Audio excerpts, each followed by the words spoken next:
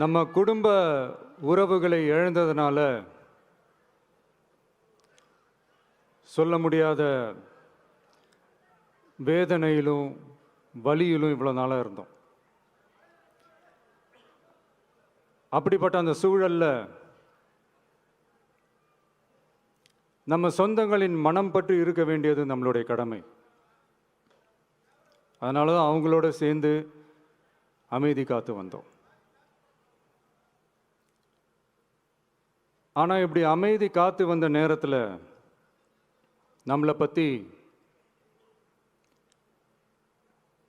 வன்ம அரசியல் வலைகள்,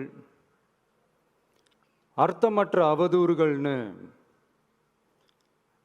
இந்த மாதிரி நிறையா விஷயங்கள் நம்மளை பற்றி பின்னப்பட்டன, பரப்பப்பட்டன. இது எல்லாமே சட்டம் மற்றும் சத்தியத்தின் துணை கொண்டு துடைத்து எறிய தான் போகிறோம்.